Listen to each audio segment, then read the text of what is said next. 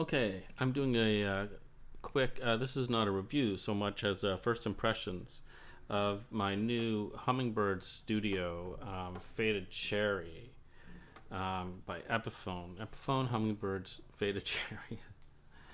Gee, I've already screwed up. Um, and I'm not going to get into all the technical details about everything on here because I would actually have to just stare at something and read it to give the information. But why did I choose this guitar? I chose this guitar after going through so many reviews.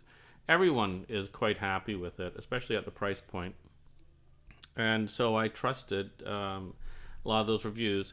Why was I looking for a hummingbird? I was looking for a hummingbird. I was kind of inspired by this old photo of Woody and Eric from the Bay City Rollers carrying around theirs. And you can see it's got the classic hummingbird pick guard on there, which looks, actually it looks really nice. And yeah, apparently the Rolling Stones used this as their acoustic guitar very early on as well. So what are my impressions of it? So, you know, I don't, I've never played a lot of acoustic guitars. As far as the wood goes on this guitar and like the percussive elements of it, it seems decent. It resonates fairly decently, I think. It's very playable. I'm actually shocked because when I started looking at ordering or purchasing an acoustic guitar, there were so many warnings about how much setup is required, and it kind of put me off from buying an acoustic guitar for a while. Apparently, very, very good and expensive guitars have the strings raised up quite high, and they're quite difficult to play. And there's a reason for that, because they want as much projection and resonance as they can possibly get out of the instrument. It's an acoustic instrument, right? And so I was a bit. I've played some acoustic in the past, and I know that pain that you can actually get.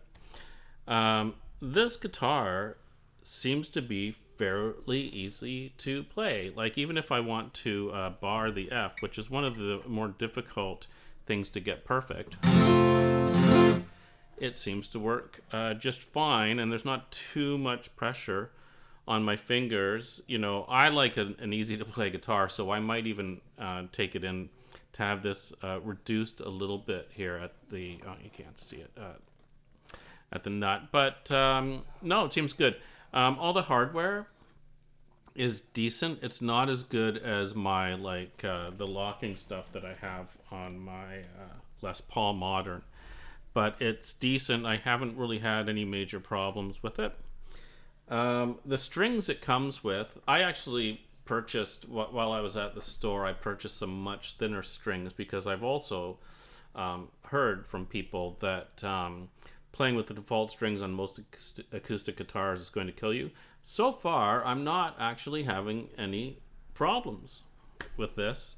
But I'm not playing for 6 hours at a time. So the other thing is that this is actually this has a built-in preamp, and you can probably see that on the where you would put your guitar strap, there's also an output there. Okay.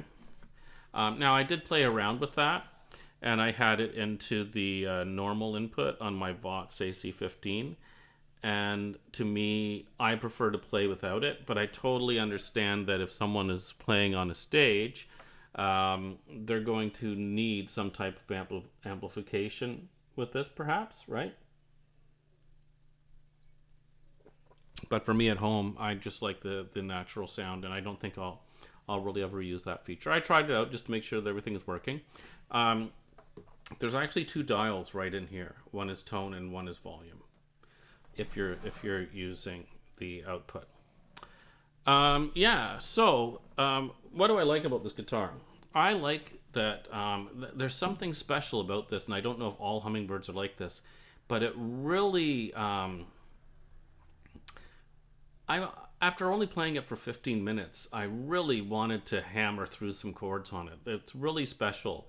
I've never played an acoustic where it was just so enjoyable to hammer out some chords. I'm so happy with this purchase, and I'll just play a little bit on here, and we'll see where we go. I don't even know what I'm going to play.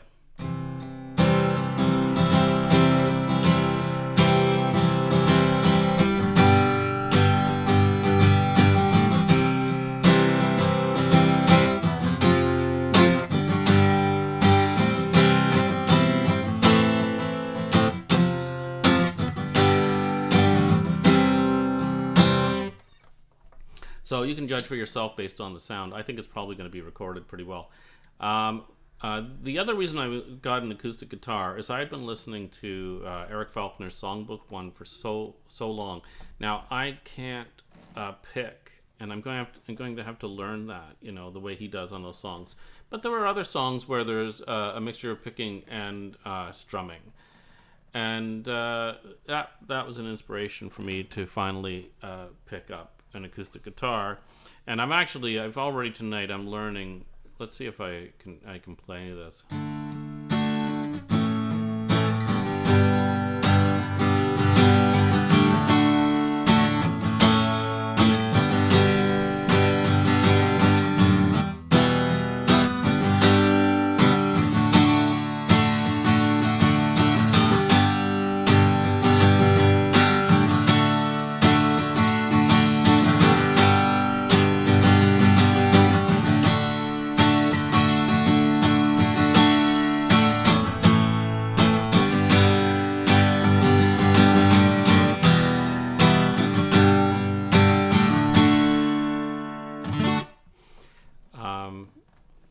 That's an abridged version of Lacey's Bar, and I think the A chord may be wrong on it, but whatever. I'll go back and listen again. But really fantastic. I'm so happy with this purchase. This is, I've played some medium-priced acoustic guitars in the past. This is the best acoustic guitar I have played, and it's a reasonably priced guitar. In Canada, I think it's like $650. I picked up this. I got a capo with it, or capo, whatever you want to say, and I got them some thinner strings, but I don't know if I'm going to need them.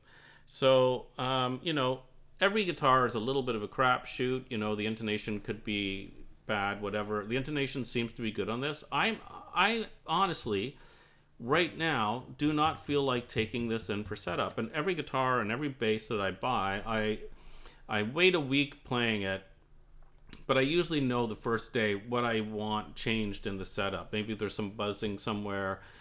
Maybe the nut is too high, whatever. Right now, I don't want anything to change about this guitar. I love playing it.